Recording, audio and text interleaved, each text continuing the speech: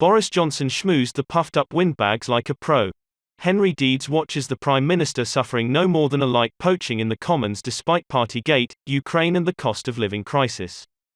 A Prime Minister's appearance in front of the Commons Liaison Committee, comprising select committee chairs, is customarily described as his or her biannual grilling. Not yesterday it wasn't. Boris Johnson suffered no more than a light poaching. Gently coddled at best. For an hour and a half, he sat before Parliament's foremost collection of puffed-up, self-important windbags answering questions on everything from Partygate to the cost of fertilizer. And for the first time at one of these sessions, Mr. Johnson actually sounded professional. He'd done his homework, reeling off facts and figures from the pages in front of him covered in his appalling handwriting, which looks as if a millipede has just emerged from an inkpot and crawled across the page. His manner, too, suggested a bit of media coaching in advance. Members were addressed in matey, first-name terms, their questions treated to a light basting of treacle.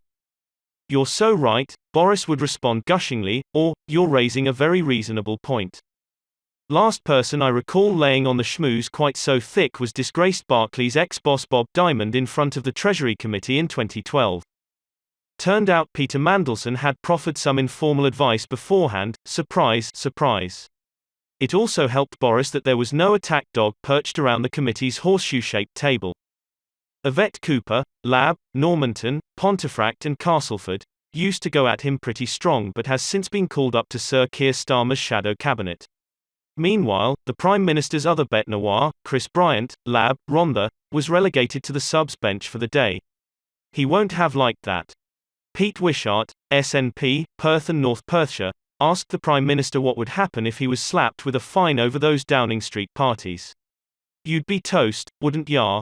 You'd be finished," he goaded. Boris patted his hands together gently and closed his eyes. "Pete, Pete," he kept uttering, urging Wishart to simmer down.